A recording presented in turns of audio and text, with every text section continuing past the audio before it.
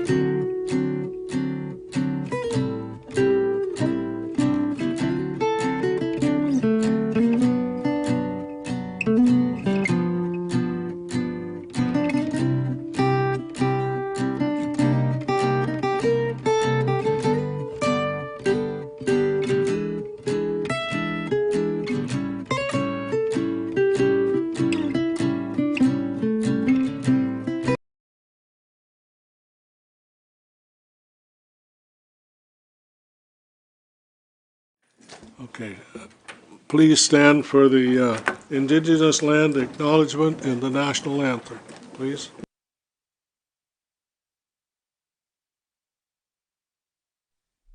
We begin this meeting by acknowledging that Quinte West is on Indigenous land that has been inhabited by Indigenous peoples from the beginning. We thank all the generations of people who have taken care of this land for thousands of years. Long before today, there have been Indigenous peoples who have been the stewards of this place. In particular, we acknowledge the traditional territories of the Anishinaabe, Huron-Wendat, Haudenosaunee, and the Mohawks of the Bay of Quinte First Nation. This territory is covered by numerous treaties. We recognize and deeply appreciate their historic connection to this place. We also recognize the contribution of the Métis, Inuit, and other Indigenous peoples have made, both in shaping and strengthening this community in particular, and our province and country as a whole. This acknowledgement serves as recognition of the contributions and historical significance of Indigenous peoples across Turtle Island and demonstrates our collective commitment to meet the promises and address the challenges of the Truth and Reconciliation Commission within our community.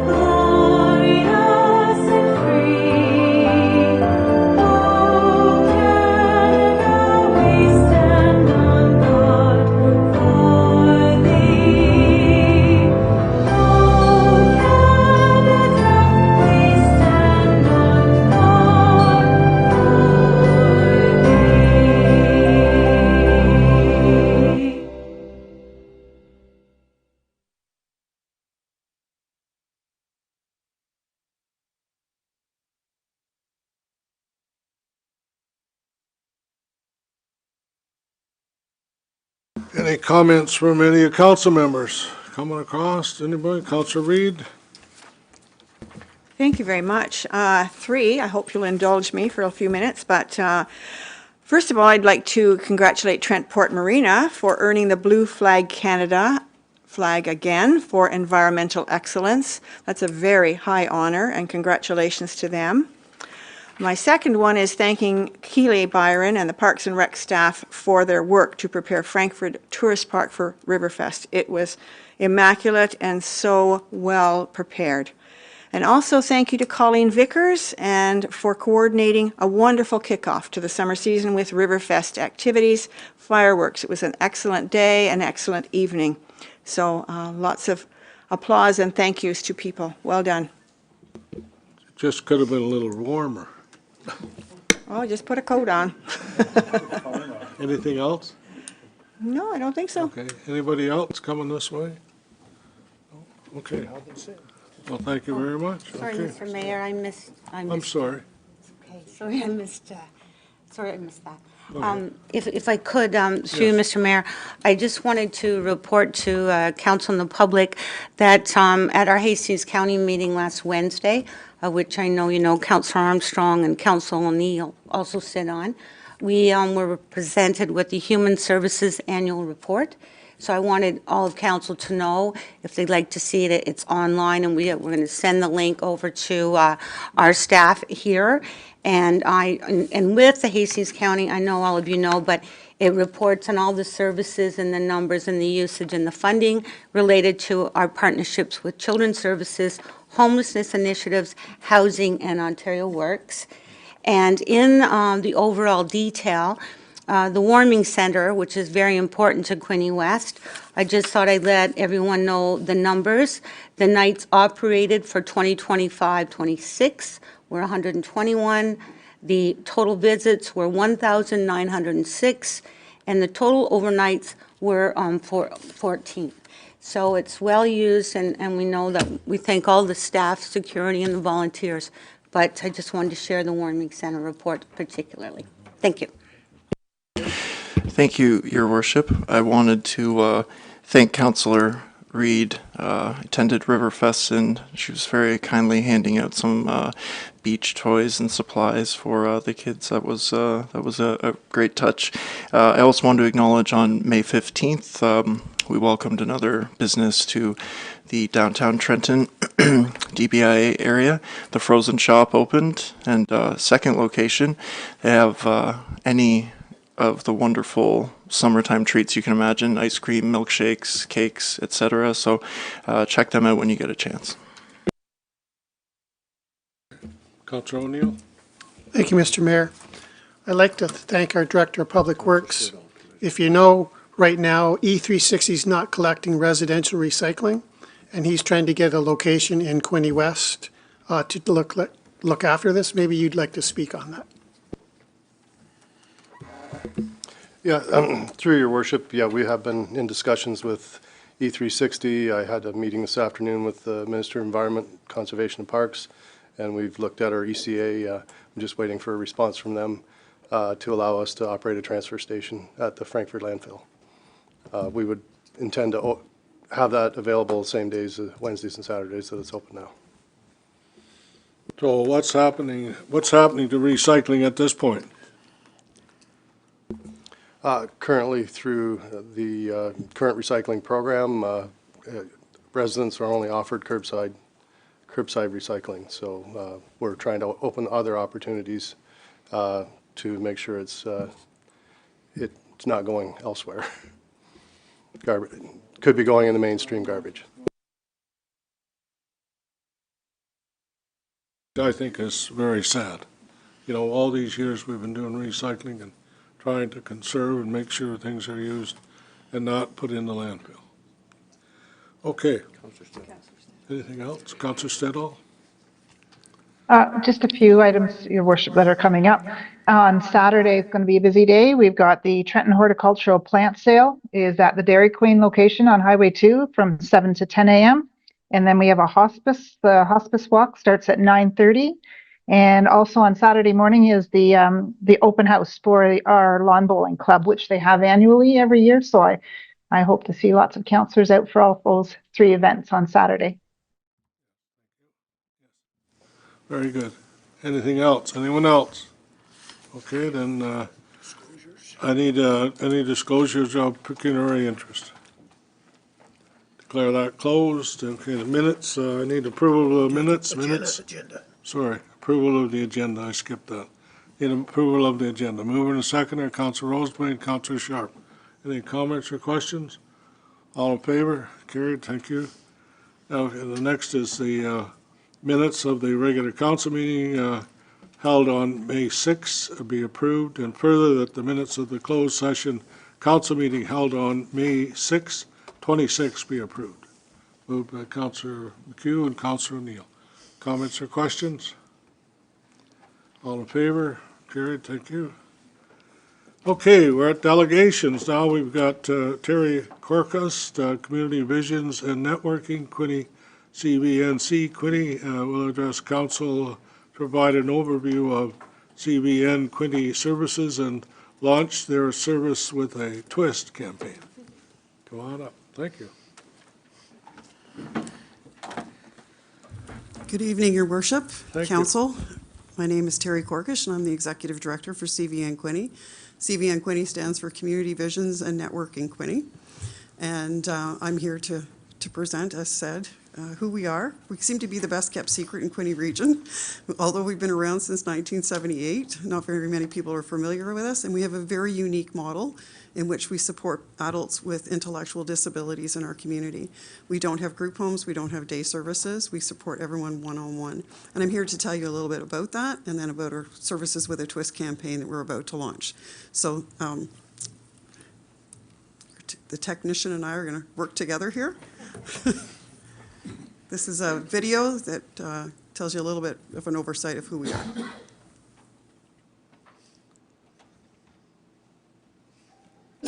to people living with intellectual disabilities that are amazing.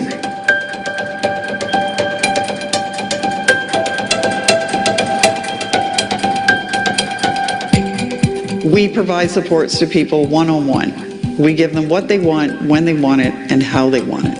And how we do that is by listening to them tell us what they're passionate about so that we can help connect them to other people who have those same passions and they can connect with natural supports in their community.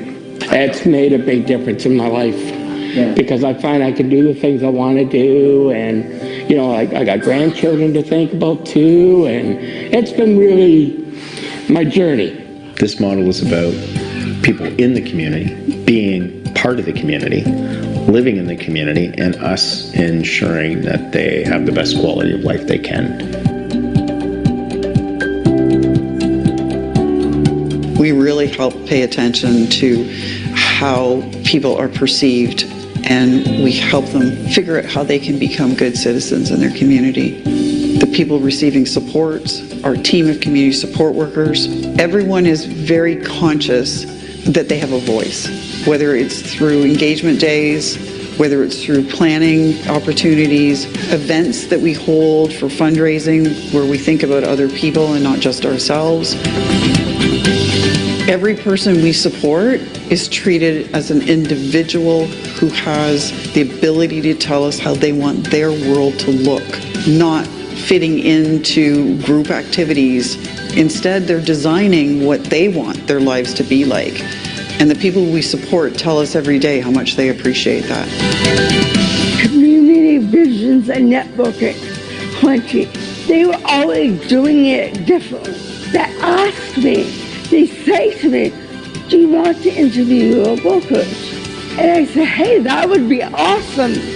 I could never imagine finding the words to express the joy that we see every day and how grateful people are that we're listening to them, that we respect them, and we believe in them.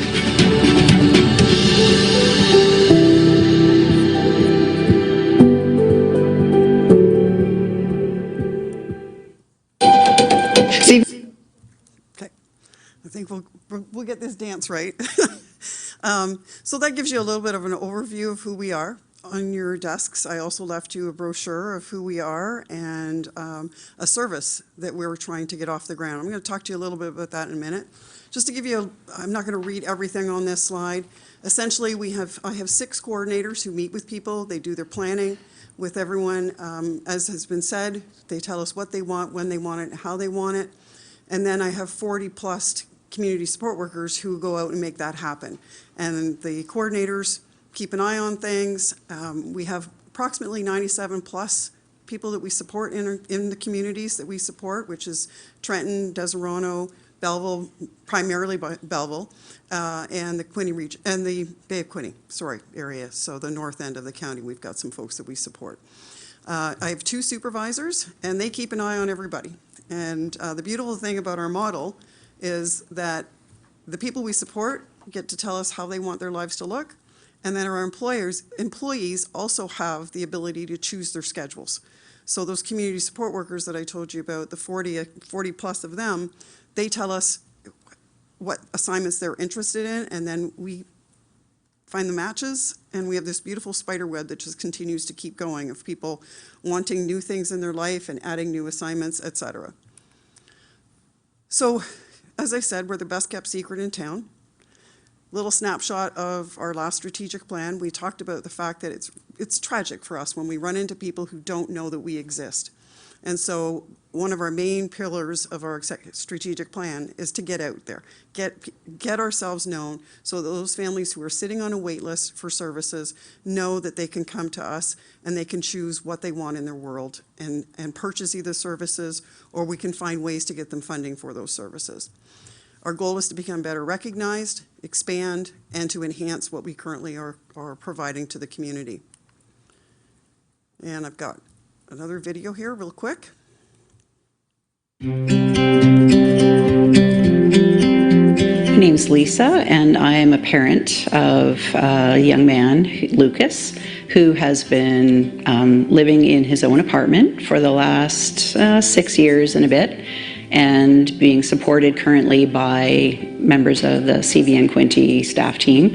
I think families appreciate the fact that once they meet us and hear how we provide services, that they are getting what we would consider the Cadillac of services in terms of choice. His planning skills need help and support. So things like visiting the train station when trains come in is really important to him because it's one of his passions. He loves big trains.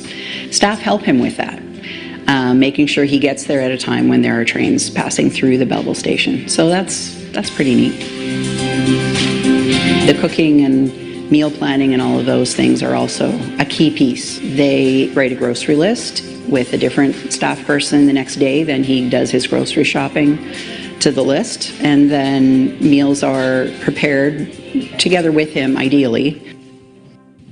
Even visits to places like the library take place with staff from CVN Quinte.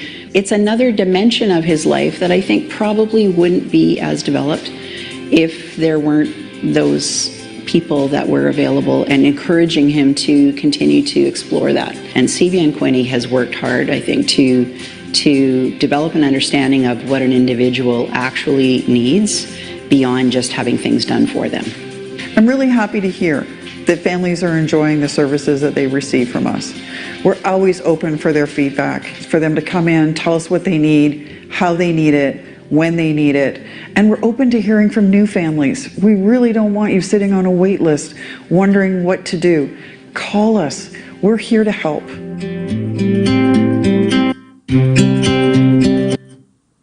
Okay, so why am I here? Not only to tell you who we are, but to tell you about developmental services right now. If you're unaware, we tend to be in crisis across the province. There are 50-some people waiting on a list for services, and only 35 actually in services. Yeah, you heard the numbers right. Really tough on families across the province waiting for those resources. And unfortunately, like everybody else that wants supports, the pie can only be cut so much, right? So the Ministry of Community and Social Services, who is our main funder, does not have the ability to give everybody what they need. And so unfortunately, these families are sitting on a wait list. We're not happy about that. There's 400 families in the Quinte region looking for specifically family relief. So while they're waiting on that list, they can call us. We have a new service called CVN Quinte Adventures that on a weekend, the family member can come in on a Friday. The family gets the relief from Friday night until Sunday. And the person is coming and meeting 2 other people who they can enjoy a themed retreat with. So we've had the Express Your Emotions at the Splatter House. They've done a pottery weekend. Our next retreat is Farm Life, where they're going to a buffalo farm and an ostrich farm and a goat farm. And so they get to make new friends. They get a weekend away from their family. And as you read here, the young man who went to the Splatter House normally doesn't communicate with his family about the things he's excited about. He came home and he wouldn't stop talking about the big pancake and how he splattered everybody with paint. He's now nonstop talking about his new friends at CVN Quinte Adventures. That just made my heart burst. So we are fundraising. Last year we brought famous people players to the community. This year we're going a little differently. We're going to do twist and shout, or twist on social media and getting everybody to do a twist. So that's why in front of you, you have a twist lollipop. We're asking the community, like the challenge a couple years ago, you do something silly online, we're asking you to do the twist, we're asking you to donate, and we're asking you to tag your friends.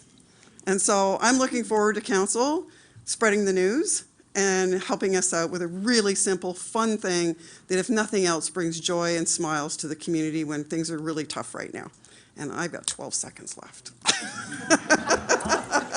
Councillor McHugh. Yeah, thank you, Terry. Most enjoyable presentation. I've lived all my life, never heard of you before. And I apologize for that. However, how do you publicize yourself other than here? And you talked about this twist and shout, just a couple things come to my mind. I'm thinking of the Lauren Brooker show. I'm thinking of Sean Kelly, another radio personality. Yes. And Freddie Vett would be an ideal thing to put a night on or something somewhere at the amphitheater or downtown in a parking lot or something for your twist and shout team. I'm sure if you reached out to Well, CJBQ or 9505 or any of those, they'd be more than happy to. That is the plan. Oh, it is the plan? It is the plan. Then So I'll this- just say thank so you our- very much. and- Yeah, our campaign does not launch until Monday. Okay. So Okay. I had the opportunity, thank you very much for this opportunity to come speak to you today. But we are launching everything on Monday, and we are hitting as much press as we can. We're getting as much community involvement. I'm going to all the chamber meetings. I'm going to be back I'm at the Belleville Council next week, hopefully. So we're getting the word out and, but trying to do it with a small team. So wherever you can help is greatly appreciated. Councillor Sharp, go ahead. Thank you, Mr. Mayor, and thank you for your presentation. I think that's a great idea. I know I can twist and shout, so I will certainly be doing my part. My question is, how much do you have to raise, if I missed that? What's your goal? So if I had a wish list, it would be to have $200,000 a year to run it, the retreats regularly. That would mean a coordinator who could keep it going and running throughout. Right now, every weekend costs us approximately $1,500 to $2,000, depending on the staff that's needed. The more money I get, the more retreats we can run. The more I also can reach out and create retreats during the week as well. It doesn't have to be on weekends. So we've started out small with a little bit of fundraising that we made last year. The more we make, the more we can offer. And we are a nonprofit charity, so whatever comes in is going to be utilized in the best way we can. And may I ask the age group that you serve? 18 to 85. Thank you. Thank you, Mr. Mayor. Well, I'm not included in that one. Okay. Councillor Armstrong. Thank you, sir. You want to create a flash mob, maybe, sell that idea. Andy Forgey's with a group called All You Need Is Love. Maybe get them involved doing Twist and Shout as a band. Thank you. There's an idea. And I'm pretty sure Councillor Zach Card, who was our Dancing with the Stars, might want to lead us off. Well, I'm available at any time to come videotape you doing the Twist and Shout. And, please watch our social media.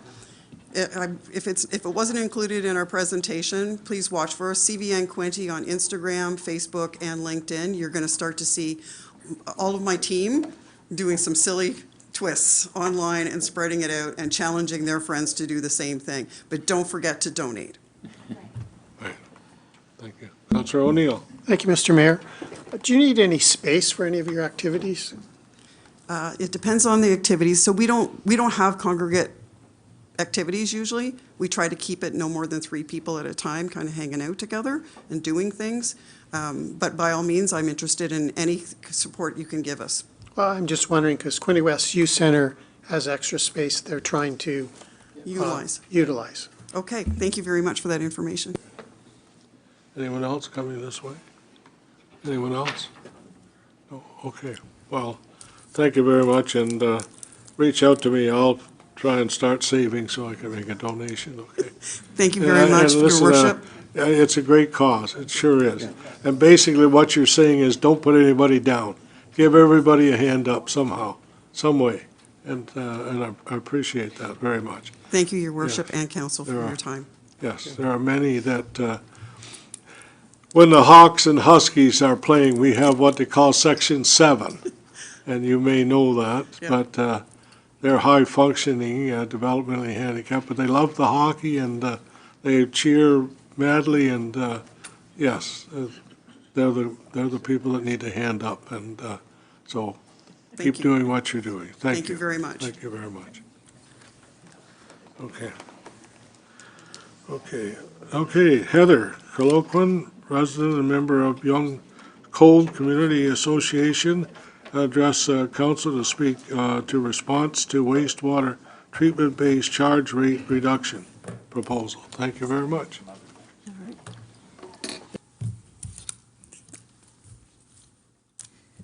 Okay, what an uplifting presentation to follow. That was nice and interesting to learn about.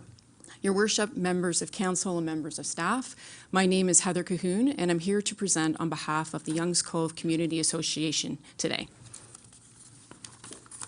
And I'll just have to see how this clicker works. There we go. And sorry, I will have to put my cheaters on. So by way of introduction, This presentation is in support of the letter that the Youngs Cove Community Association prepared and provided on May 4th, 2026, regarding the recommendation to reduce Youngs Cove Prince Edward Estates wastewater base charge. During the March 18th, 2026 council meeting, the Director of Finance, City Treasurer, tabled a wastewater monthly base charge recommendation for Youngs Cove, thereby eliminating the separate and much higher rate structure applied to the Youngs Cove development. The result would be fair and equitable treatment of all Quinte West residents through billing equity and simplified operations for all staff and without any negative financial impact to Quinte West and Quinte West taxpayers. Quinte West's operational plan states that operational excellence is to be ensured through open communication and exceptional customer service. The Quinte West staff that put together the wastewater base charge reduction proposal were trying to provide exceptional customer service by listening to homeowners and recommending the justified change. However, beyond that, Quinte West has not achieved operational excellence. The Youngs Cove homeowners, who were the ones directly affected, were not consulted or notified of the council meeting or the proposal. Homeowners found out about the presentation or the tabled proposal and meeting after the fact via Facebook posts and online postings in Quinte News. Many of the Youngs Cove homeowners subsequently watched the YouTube March 18th council meeting and were very disappointed in the outcome, but especially disappointed in the amount of misinformation and animosity towards the residents of Youngs Cove by fellow Quinte West constituents and alarmingly by certain council members. Misinformed and erroneous comments positioned the sewer system as a cost burden to Quinte West and other taxpayers. It was erroneously stated that the rest of Quinte West residents would be subsidizing the Youngs Cove development if the rate reduction was approved. The sewer system was labeled as a unique situation, a private system, standalone.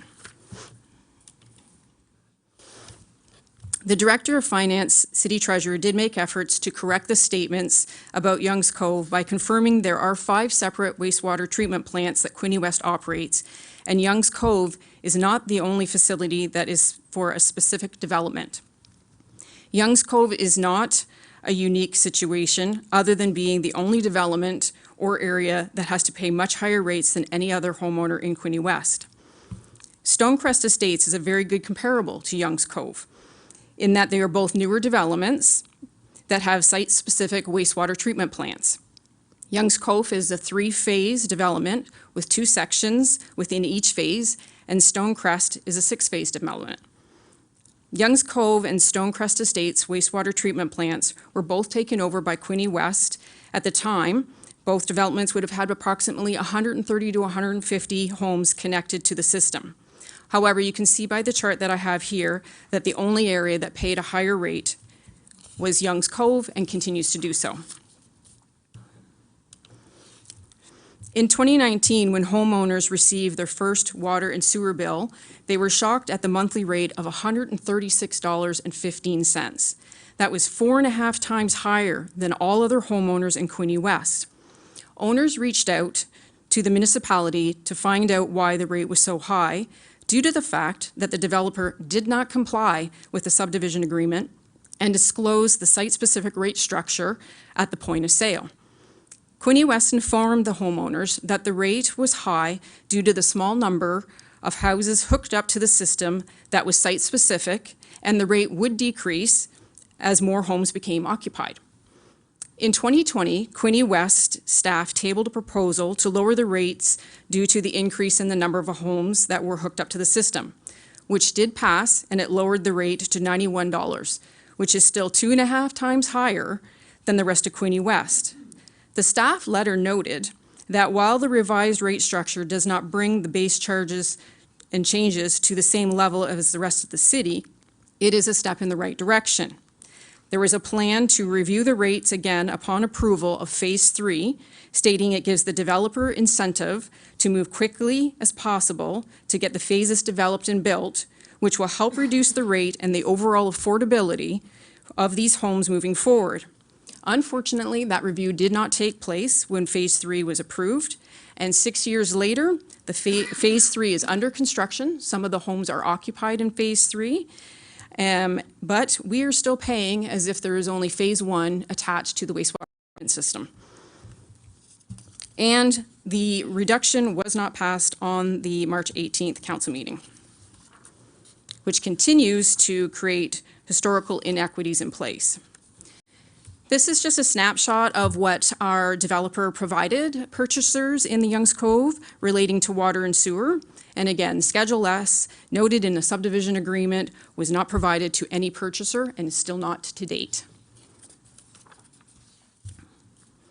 During the March 18th, 2026 meeting, Council allowed members of the general public and even some of its own council members to speak disparagingly about homeowners in Youngs Cove. The remarks were presumptuous, which showed little is known about the homeowners and even the development. In addition, the comments were misleading, divisive, disrespectful, the opposite of treating all with dignity and respect noted in Mayor Harrison's opening remarks. In actual fact, the homeowners and residents in Youngs Cove are a diverse group of people. They are composed of working families with young children, middle-aged people who are working towards retirement, and senior citizens on fixed incomes. We are ordinary people, just like the rest of the residents in Quinte West, facing the same issues of rising costs, financial worries, and juggling life stressors. Despite how we were depicted on the March 18th council meeting, none of us are millionaires, wish we were, and we also do not have limitless disposable income. Hearing the comment that the rest of Quinte West would be subsidizing Youngs Cove if the sewer wastewater base rate was reduced not only is incorrect, it was insulting given what homeowners in Youngs Cove contribute in property taxes, which benefit all constituents in Quinte West. The Youngs Cove homeowners contributed more than double, in some cases triple or quadruple, the average amount stated by the Quinte West website at $3,000 per year in 2025. In 2025, 175 homeowners in Youngs Cove collectively paid almost $1.4 million in property taxes, and of that, $1,234,000 went directly to Quinte West's operating budget. The average property tax amount in Youngs Cove in 2025 was just over $8,000, ranging from $5,000 to just over $12,000. Based on the Quinte West operating budget calculator, the chart does highlight some of the allocation of Youngs Cove's 2025 tax dollars within the Quinte West operating budget. Youngs Cove homeowners don't only pay substantially more for wastewater, we pay substantially more for property taxes. However, the constituents that reside in Youngs Cove do not benefit from or enjoy the same level of city services and quality of life of others throughout Quinte West. There are no parks for our children living in Youngs Cove, and the first picture that you see on this screen is one of our 2 areas designated as parks in our development, and it has been like this for 7 years. Remember, Youngs Cove homeowners contributed $43,000 approximately to the 2025 property taxes relating to parks. There is no transit in our area, however, we contribute over $30,000. Youngs Cove residents have lived with ongoing construction, noise, and mess since 2019. The roads are filthy, construction vehicles and equipment, and materials, debris are left standing and lying around everywhere, yet there is no enforcement of the subdivision agreement between the city and the developer that clearly states that the developer is responsible for maintaining a clean site. Again, in 2025, Youngs Cove contributed over $123,000 for road maintenance.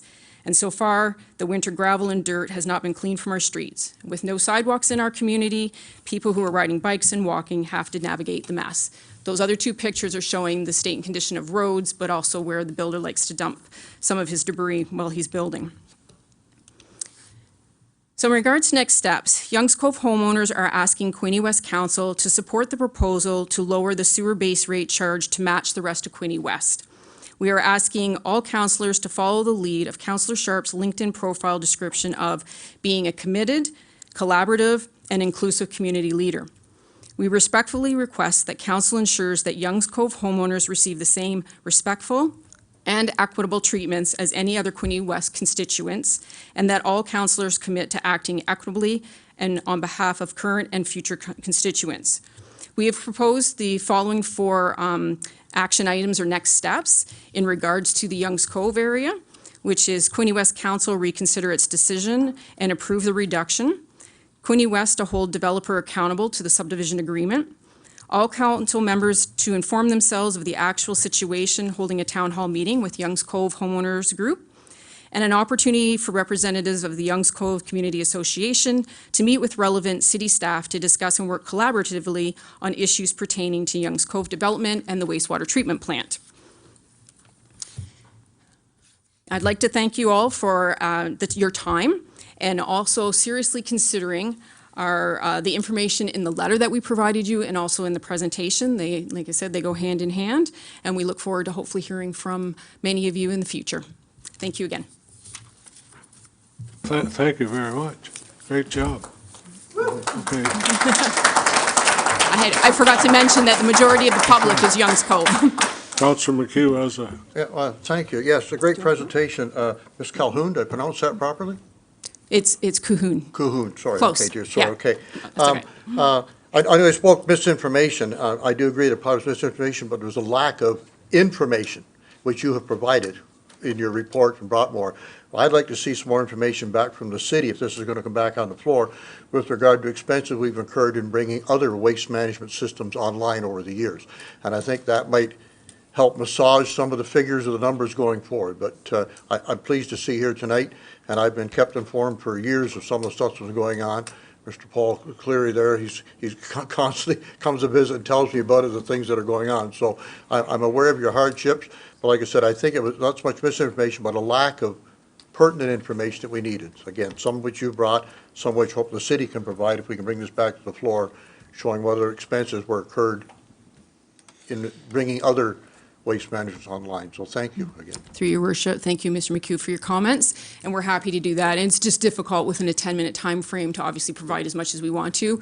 We tried to provide as much as we could through the letter. And one of the things I'll state too, and I know it was March that your meeting took place where the proposal was tabled for voting on, and unfortunately we weren't here, but one of the things our community wanted to ensure is that we did as much research as possible, because we are starting to find out some things ourselves through the subdivision agreement, which we in fact approached the city to get. So we keep learning about additional things too. Unfortunately, not great things, but we wanted to do as much research as we possibly could to provide factual information to you. So we're happy to continue to look into things and also share the information, and that's why we have as one of our next steps. We would love the opportunity to sit and meet, and so we could discuss this in broader terms. Okay. So thank you. Councillor Elliott. Yes, as a resident down there, a longtime resident, I'm well aware of all that, and I will agree with you. Some of the comments were insulting and not fair at the last meeting, and not accurate, that is for sure. As far as I'm concerned, I think your developer led you astray. I think what our staff presented was a very accurate proposal, with the exception is, I think where the developer has slipped up, he was to cover any shortfalls to keep you even with the, I guess, the rates of what the other ratepayers are paying in water and sewer. Certainly this city is a diverse city of non-service, partial service, and full service. So not every resident pays that, and I think most of us recognize that, and you also probably, because a lot of the city is on septics and with their own wells and what have you. So we are a little bit different than what Metro Toronto is, or something that everybody's under the same canopy, I'll put it that way. But I would have no problem reconsidering it, but I think we need to, through our planning department, look at that statement that the developer was supposed to cover any shortfall until the rest of the build-out is done. And the other section of phase 3 has been froze by the Conservation Authority over, I guess, a little issue. It's still ongoing, and as you can see, the field's growing up to brush and trees, which used to be a farm field and was well, this mayor here cut hay off it not that many years ago, but anyway, that's another issue. But anyway, I think in some sense that you were portrayed wrongly, and I agree with what you have said. I've read your report through here, and also another one that staff's sent through electronically. And I believe you should be able to be incorporated in the same as the other ones that you have shown. And as I've sat here over the years, I remember when we put Trenton and Battawa and Frankfurt together, it wasn't an even one then. Trenton was kind of the big player in it, and they somewhat subsidized Battawa and Frankfurt until things evened out. I can say, after we absorbed Stonecrest, and if staff would like to maybe comment on it, right after we did that, staff, we had to, I believe, add cells to that to the tune of, I think it was in roughly $4 million, but yeah, maybe you can elaborate on the exact amount. But that was after we assumed it. So they had more capacity there for the phases of the housing, and of course it's the Bayside School and everything is hooked into that. But I think, as you said, and as Councillor McHugh has said, there needs to be more background information brought out to the public that commented that night, because some of the stuff were right out to lunch, as far as I'm concerned, an exaggeration and an insult to you folks. Through your worship, Councillor Leah, appreciate your comments, because we are finding as a community we are still seeing Facebook posts in regards to our community, specifically, again, erroneous. And it seems very unfortunate that there is a few constituents that are trying to almost pit other constituents against each other. It doesn't make sense. Again, we all are trying to pay our fair share so that we live in a vibrant community that offers services to all of us. In regards to your statement about our developer, yes, that was one of the things that we discovered when we got the subdivision agreement, which again, when people purchase, you do not receive a subdivision agreement. It is a subdivision agreement is meant to partially protect a purchaser, where a builder is responsible for providing certain things through the purchase of sale of an agreement, which we did not receive. So all of this was something that was very shocking and new to us. We didn't know. So much so that you will have seen in the letter that when certain people were going through their first inspection, they would ask, what are the green lids on our lawns for? And a lot of the times you get different answers. One person might say, depending on who you were doing your inspection with, there was former developers, they fell through, it was originally going to be well and septic, to I don't know, and I'll look into it. We never, even after asking those questions, received a response as to what system we had in our community. So that's very frustrating. And then to see that the developer is responsible for shortfalls, yet the developer was the one that recommended the $136.15 to the city for our initial cost. It seems like a conflict of interest to me, because it was ensuring that they did not have to pay what they should have been paying. And again, we've been like that now for 7 years. So I appreciate your comments, and that you do see that this has been a longstanding problem. And just in finalizing, I read in here where you were promised waterfront trail and trails in the bush. Mm-hmm. And I can tell you, Ms. Reed and I sat on Lower Trent. I can tell you a number of years ago, there will be no waterfront trail, because they're not to damage anything. I will tell you, that property was 585 acres. 200 of it cannot be touched or built because of environmental, the bush at the north and the shoreline. And what a lot of people don't realize, those so-called multi-million-dollar homes that are on the south side that follow the bay, they don't even have access to water. They have a water view. Exactly. You do not have access or right to access the bay. No. And that's, That is the only thing that the developer was honest about. He told us that we don't have access to the water. I said, that's no problem. Yep. We're good with that. But everything else.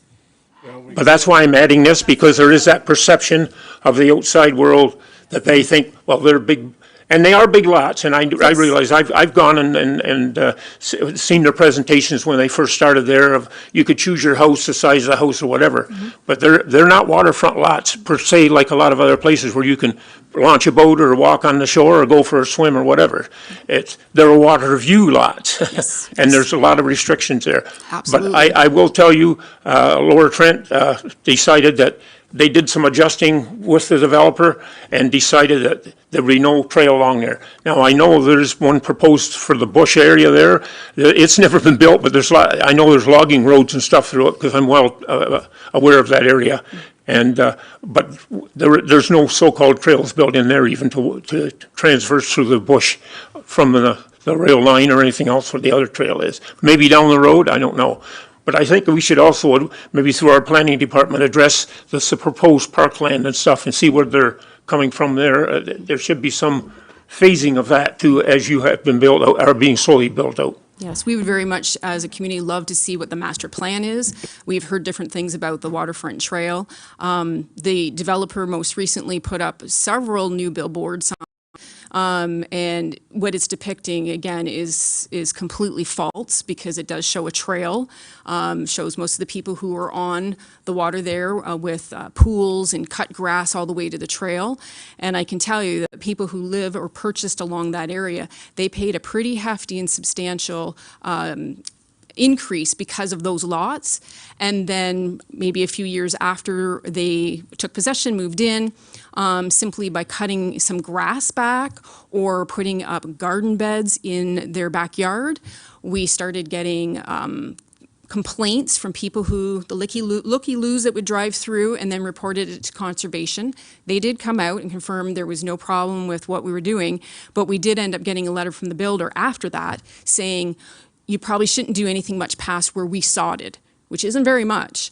But again, all of this is after the fact, after they didn't mind asking for us to pay a substantial increase for those houses along there because of the location and what it was supposed to offer. So it's true, there's been a lot of issues in regards to that. And again, misinformation, even right to the homeowner who was led to believe one thing and then, as we have found out over time, is not the case. Thank you. Thank you, Mr. Mayor. Thank you for your presentation and the background that you have done. I really appreciate what Councillor Allier and Councillor McHugh have said. Staff, we really try to communicate and advise in advance some particular matter that may affect, in this case, a neighborhood. I think what troubles me now is that you didn't know before that report, and it was through Facebook and so forth, and we do try. And so hearing from the local community and the information homework, I don't know if it will change anything because a lot is on the developer, and obviously there's some shortfall there, I'm hearing, and we really do try, but I have no problem revisiting it if there's any aligning the facts, or if staff have anything more, and based on your presentation, maybe you would be able to be involved in the next meeting, where last time you were not, and that's concerning. But that's what I would be certainly willing to look at based upon all of this. And if there's more information from planning or public works, fine. I need a motion to bring it back on the table. Well, Mr. Mayor, I'd make a motion to bring it back with another staff report subject to new information coming forward. That would be what I would say. Oh, yeah, okay. All in favor? Thank you. Okay, I'm not going to leave it yet. Can I ask a question, Mr. Mayor? Yes, I'm going to just let C.O. Angelo speak first, and then I'll take your question. Okay?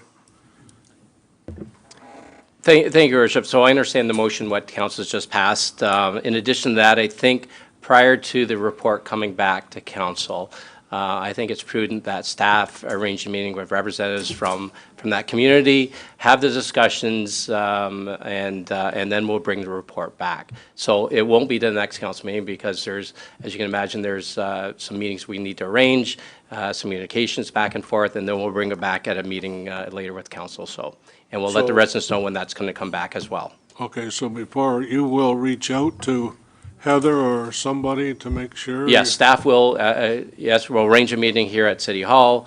We'll go through some of the background information.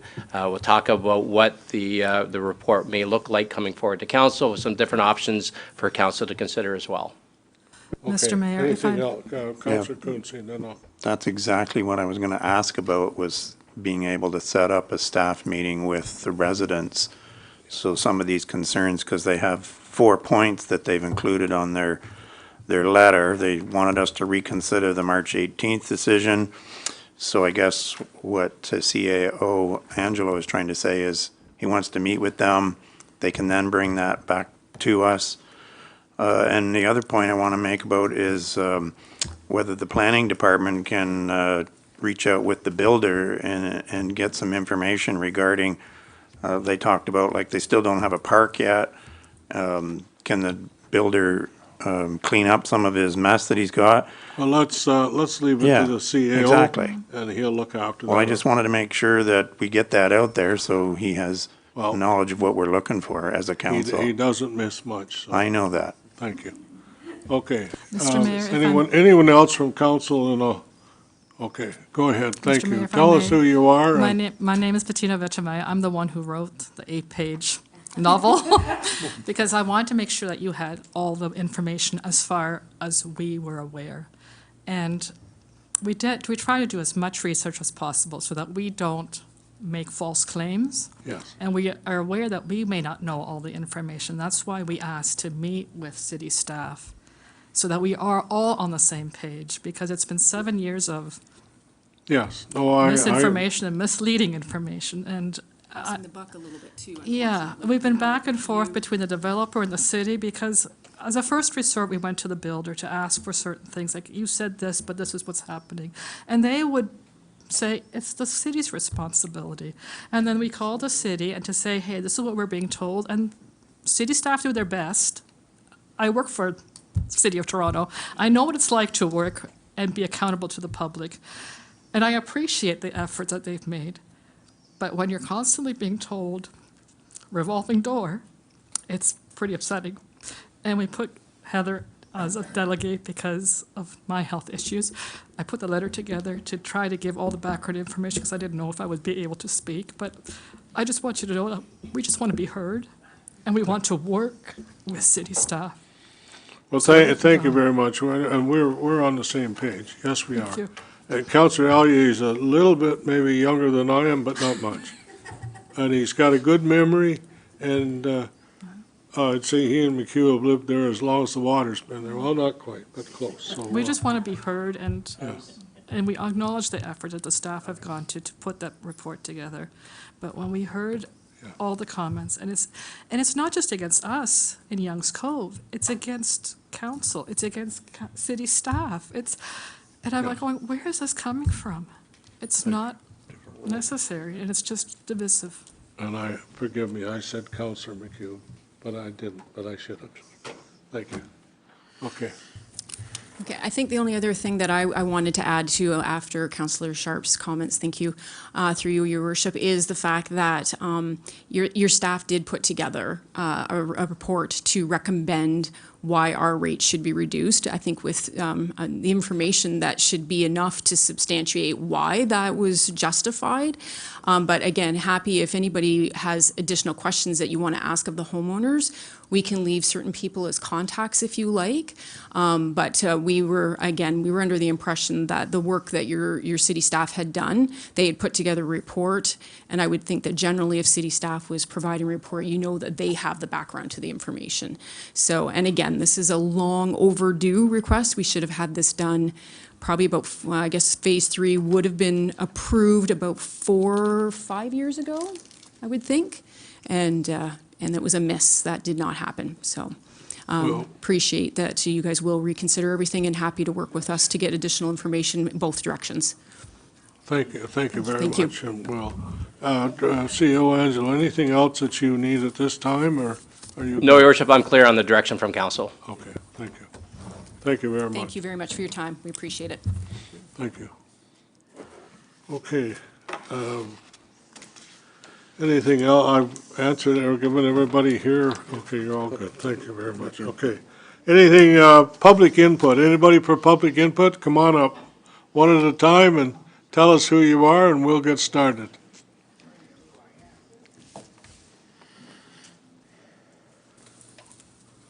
Okay, I'm Dennis Flintoff from Orchard Lane subdivision, and I hate to speak about this Sandy Cove Yeah, let me tell you, Dennis, before you get started, I taught school for a long time, and I didn't let anybody in my class wearing a hat. Thank you. Thank you. Okay. That's just me. Thank you, Mayor. Okay, I understand the concerns from Sandy Cove, President of the state's residents about the increased wastewater costs. Rising costs affects everyone.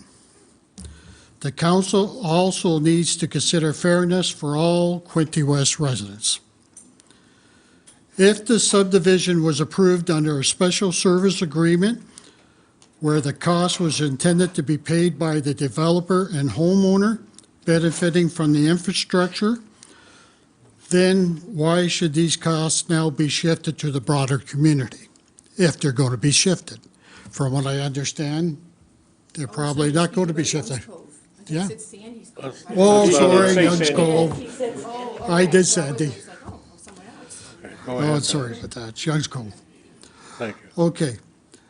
I understand there's a variance in the cost from the other subdivisions, but those other subdivisions might have been completed when those costs were done. No. Okay? Not necessarily, okay? But Prince Edward Estates was based on 300 houses, the cost.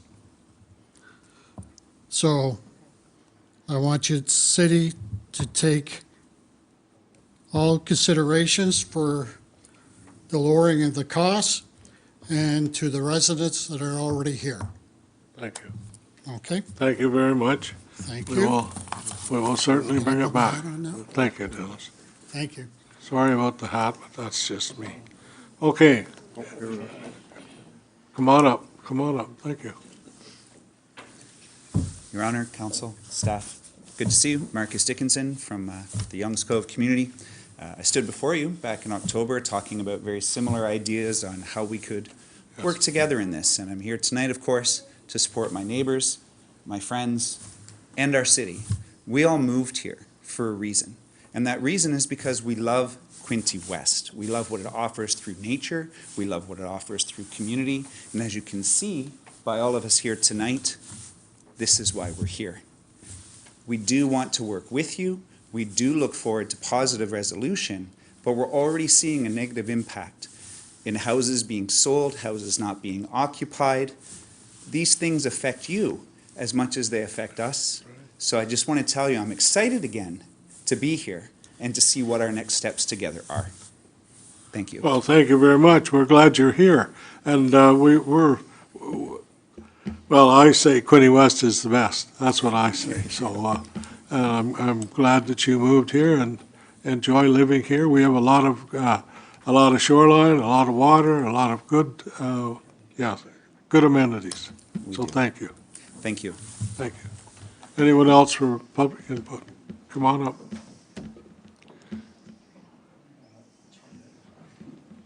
Just have to take your time. Yeah, thank you. Thank you. I know. My name's Art Henkel, resident of Youngs Cove, not Sandy Cove. Okay. My wife and our special needs daughter were one of the first families to move into their home in Youngs Cove, so we've been there 7 years. And I am in favor for you to reconsider our situation, and we look forward to working with staff to have discussion and move forward with this. Well, thank you. Thank you very much. I like your comment.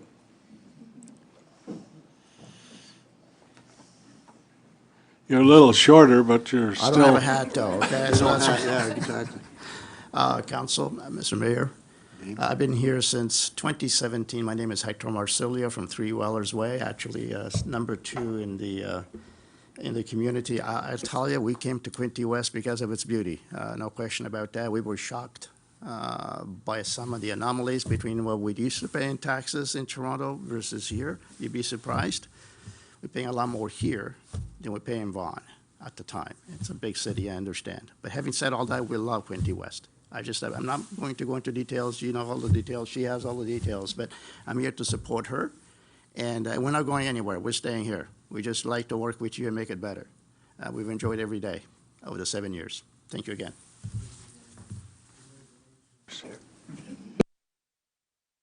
Oops, I'm sorry. Anyone else? Anyone else for public input? Come on up. Come on up.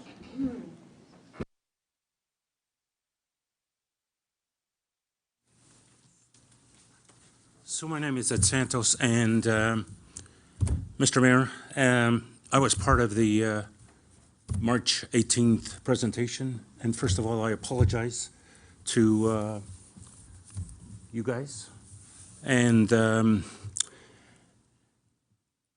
there was some misunderstanding. There was a $200,000 that it was in the staff report that would be incorporated into our taxes.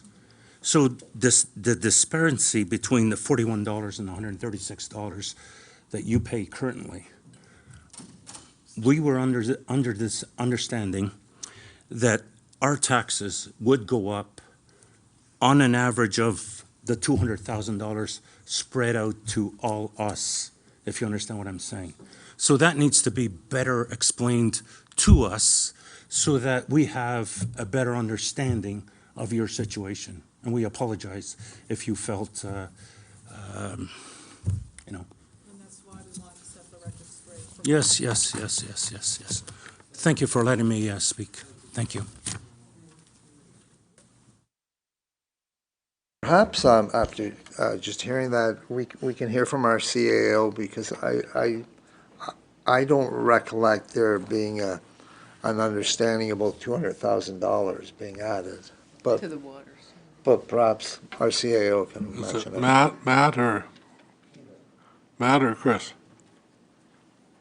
Your Worship, and again, through public input, we're not supposed to get into debate or discussion, but just to be clear, Mr. Denow at the time of the presentation of the staff report suggested that there was a difference in the cost, and that $200,000 rough cost could be absorbed through the water wastewater rate structure. There is no, when you think about water wastewater, it's separated from the tax-based system. So the water wastewater customers are on a separate sort of billing schedule than the taxes. So that $200,000 that Mr. Santos has referred to would be picked up by the water wastewater customers, which would be spread across everybody. Mr. Donnell at the time didn't suggest that the water wastewater cost would increase substantially because of that $200,000 cost. But we'll bring all that information back when we bring this fulsome report back again for council's consideration.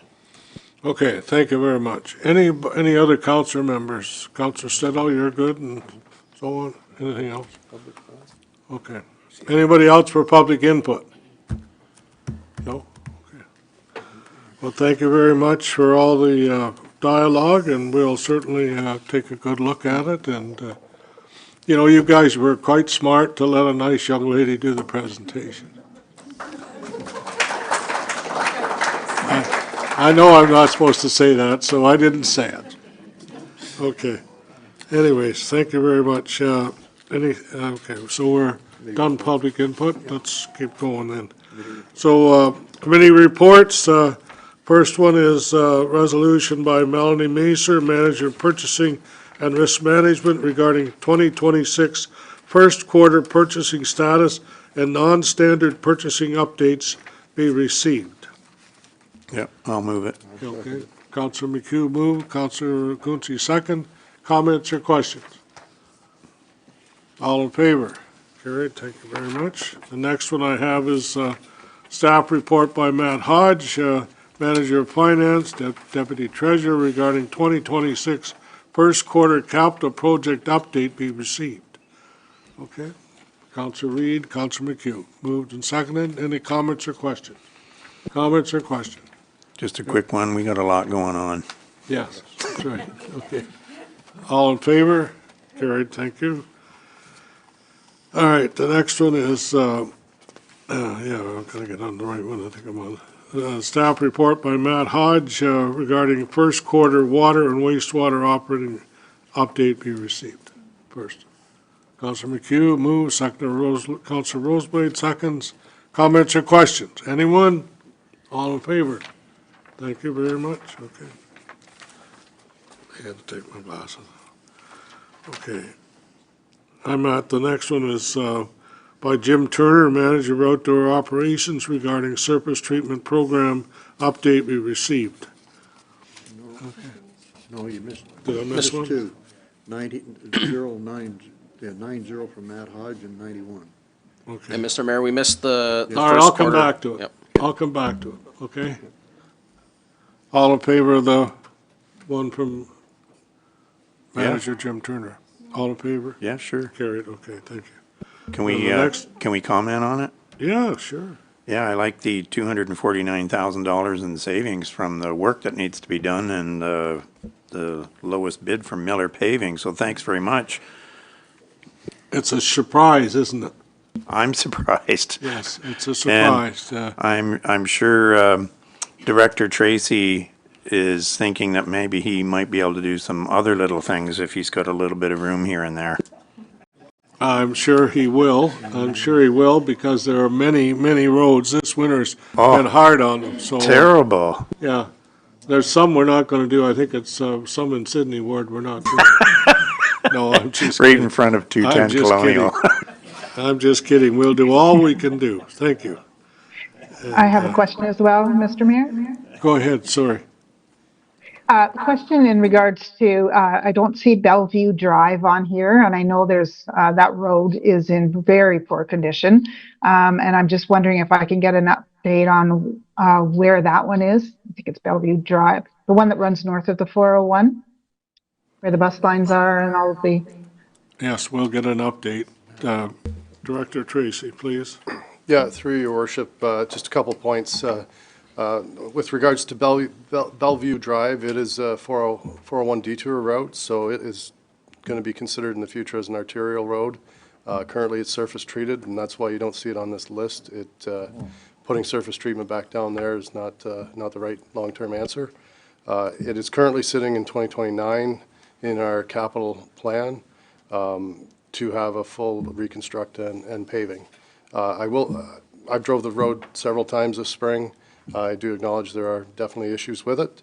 The one area we intend to fix is at the intersection of Sydney Street. That surface treatment has eroded terribly, so we are going to fit in and pave that corner, at least to improve it for this time. Okay. And just a follow-up to that. Yes. So since it's an arterial road, does that mean that we may get some funding from MTO? It's a detour route, I understand, on the 401. I don't know. MTO, does that exist? Does it? Through your worship, we're looking at making that part of our AMO delegation for a funding request. Okay. Thank you. Thank you. Councilor Sharp, go ahead. Thank you, Mr. Mayor. I do want to comment on the report, and I do know that Mr. Tracy, Mr. Turner go out and then they reassess, even though we have our list to see what changes. So I am happy to see that Baptist Church Road is on there. That took a heavy hit, as it had for some time, and it has been reevaluated to move up. Thank you very much. Okay, thank you. Anyone else? Okay, thank you very much, and we'll keep going here. And the next one I have is, I think, Brad Purchase, Superintendent of Wastewater Treatment, regarding Trenton Wastewater Treatment Tertiary Building HVAC upgrades be received and the council approve an additional $75,000 to the Trenton Wastewater Treatment Tertiary Building HVAC project from the Wastewater Capital Reserve. I'll move it. Thank you. Second. Moved by Councilor Quinte, second by Councilor McHugh. Any other comments or questions? Anyone? All in favor? Thank you very much. Okay. All right, the next one is again by Public Works and Trenton elevator replacement. Matt Tracy, Public Works Environmental Services, regarding Trenton wastewater treatment elevator replacement be received, and that council approve an additional 26 capital project of $385,000 to Trenton Waste Treatment Elevator Replacement Project funded from the Wastewater Capital Reserve, and that council approve a single source procurement with TK Elevator Canada in the amount of $335,202.04 plus HST. Moved by Councilor Card, seconded by Councilor Allier. Okay, comments or questions, Councilor Card? Thank you, Your Worship. Through you to Director Tracy, just had a couple of quick points here. So the sole source, the purpose for that is a combination of time constraints and expertise. Is that fair to say? And then just as a follow-up, brief follow-up, the reinstallation or replacement rather of the elevator will conform to the large wastewater plant expansion that's in the future. Director? Through your worship, yes, the elevator is there for the long term. It will be part of the next phase of upgrades. We recognized that back in 2011 and plan to do that in the next upgrade at the treatment plant. However, we've been able to defer upgrades at the treatment plant for about 15 years now, so we're essentially about 10 years further along than we expected, which is a good news story. In terms of the single sourcing, TK Elevator has been servicing and doing the work at that site. They're very familiar with it.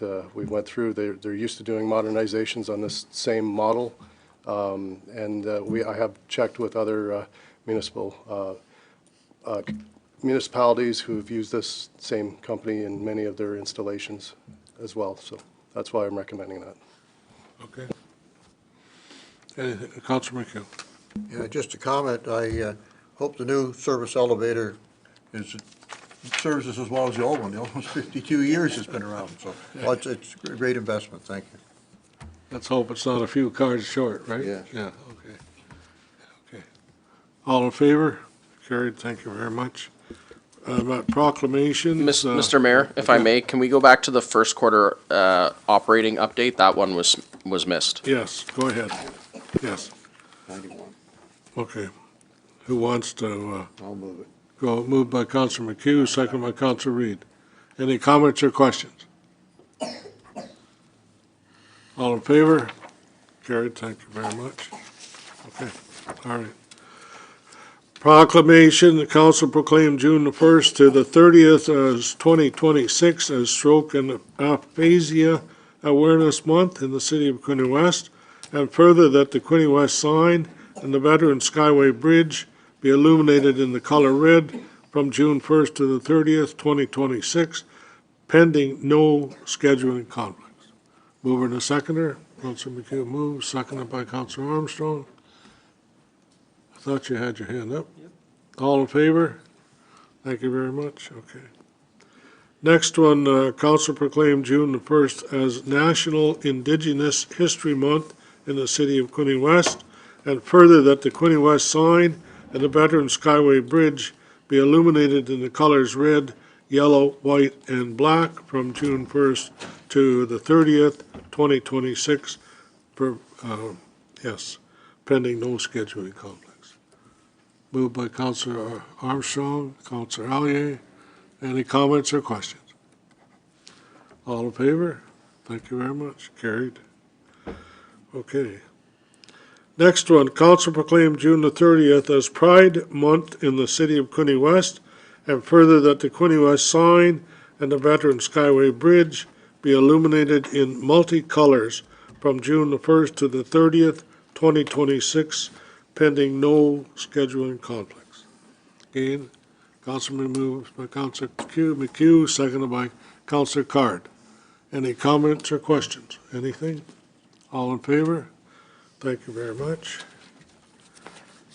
And the next proclamation submission received from Dakota Goyach, EA Public Works, Environmental Services, City of Quinte West, requesting council proclaim June the 5th as World Environmental Day and World Environment Day in the City of Quinte West.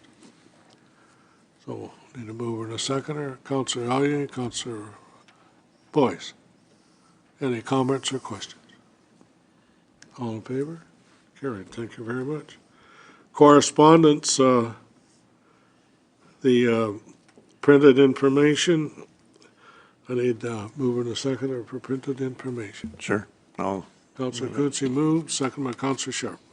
Any comments or questions? Yes, go ahead. Yeah, there's a nice letter in there from Quinte Conservation in regards to the Alto high-speed rail and Quinte Conservation's opposition to Alto's high-speed rail, and they strongly recommend that the federal government and Alto look at using the existing rail corridor rather than creating a new one through our region, including Quinte West, which is still, as I understand, could be on their target with no other information. Thanks. And we support that. Yeah, we support not putting it through Quinte West. Yes. That's what we support. Yes. Like, we'll put up our own wall right at the border. No. They can run right into it. Okay. Thank you. Anyone else? Okay. Okay. Anything else on non-printed? That's a great one. Anything on non-printed? Okay. Bear that closed. Okay. So we need a motion, All in Mr. Mayor. favor? Oh, need a motion to accept. Need a motion to accept, I guess so, yeah. Okay. Counselor McHugh, moved by Counselor Roseblade. All in favor? Carried, thank you. Okay, next is the notice of motion, Counselor Sharp, water and wastewater rebate policy for low-income seniors and persons with disability. Resolution where the City of Quinte West currently provides financial relief to low-income seniors and persons with disability through a property tax rebate program, and so on and so forth. Whereas neighboring municipalities include the City of Belleville, Prince Edward County have implemented similar relief programs for wastewater and water charges to assist vulnerable residents with the rising cost of utilities. And whereas the City of Belleville recently approved a rebate up to $420 for water and wastewater customers, and Prince Edward County offers grants up to $350 for water and wastewater. Therefore, be it resolved that staff be directed to report back to Council during 2027 budget deliberations on the feasibility of implementing a water and wastewater rebate policy for low-income seniors and persons with disabilities to model after the existing property tax rebate criteria, and further be it resolved that the report include options for funding and implementing the program for the 2027 budget cycle, including an analysis of impacts and wastewater ratepayers and capital reserves. Okay, so that's a notice of motion for the next council. Okay. Now we No, need- sorry, Actually, Mr. Mayor, it's it's, for this, it's for this meeting. yes, it can be considered tonight. Oh, okay, all right. I'll second the motion. Okay. Okay, we got a seconder, yes. Sure we did. Okay, what do you want to do? Tell us. I don't know how you can bind another council to spending money that they don't have. Mr. Mayor. Just ask for a report to be brought back to them. Okay, That's all. just a report. It's just for a report. Okay. On feasibility of what we could do or Yeah. not. What's, okay. Yeah. Counselor Stedall, go ahead. Thank you, Mr. Mayor. I just wanted to comment. I think this is an excellent report that should be coming back and it should be analyzed. We already have something similar for our taxes and for our seniors and low income. With the increase that we put through with our water rates in the last round when we reviewed them, the 8% increase over multiple years, I think this is warranted, and I'm glad to see this resolution is on the table for tonight. Thank you. Who else? Counselor O'Neill. Thank you. I also agree with this. We're not committing anyone, but I think it's reasonable to help lower income people afford their houses, and I will be supporting it. Thank you. Okay. Counselor Card. Thank you, Your Worship. Similar to previous comments, I would applaud Councillor Sharp for bringing this forward. I think it's an excellent motion. I don't think it's any shock or surprise to anyone that folks are struggling with costs in the community, and I think this could provide a very good mechanism for providing some relief for our most economically vulnerable. So I do support it. Okay, thank you. Thank you. Anyone else? Okay. All in favor, I guess that's all I need. Carried, thank you. Okay. And next, bylaws, be read first, second, and third time. Need a move and a seconder for bylaws. Councilor McHugh, Councilor Quince. Any comments or questions on bylaws? All in favor? Carried, thank you. Okay, confirmation bylaw, that's where I'm at. Okay. Can I just say something first? Yeah, go ahead. I'd just like to thank, again, the Youngs Cove Homeowners Association. I like that, I prefer that to Prince Edward Estates, because it's not in Prince Edward County. But anyhow, thank them for coming, for the information, but more importantly, we almost have a full house here, the council meeting's over. Normally, people's business is done, they get up and walk out on us, so it's nice to see some faces out there, so thank you. Okay. Councillor Armstrong. I'd like to follow up on a topic that was brought up earlier about hats. Like yourself, I was in education and students were allowed to come into school with hats, but also being from a military background and being in the largest military base in Canada with the Afghanistan Memorial here, that's why you take your hat off. We're in this kind of chamber. I would expect, adults to do that. I hope this young girl picks up on that lesson.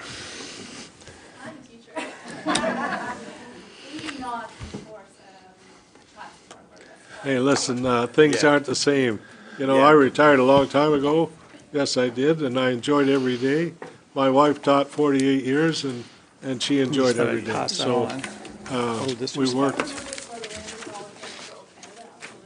Yeah. Oh, okay. At Trenton High School, they implemented it because there was gangs coming into our schools wearing hats. So we knew that those kids weren't from our school. So that's why we implemented a hat policy, so kids weren't getting beaten up. Confirmation. Yeah. Those two to do. They're gonna do the confirmation by law and the adjournment. We haven't done that yet. Yeah. Okay, I need the confirmation bylaw. Councillor Reid, Councillor McHugh, all in favor? And adjournment. Thank you very much. Have a good evening, folks. Councillor Armstrong, you have any kind of luck, you'll find a good shirt.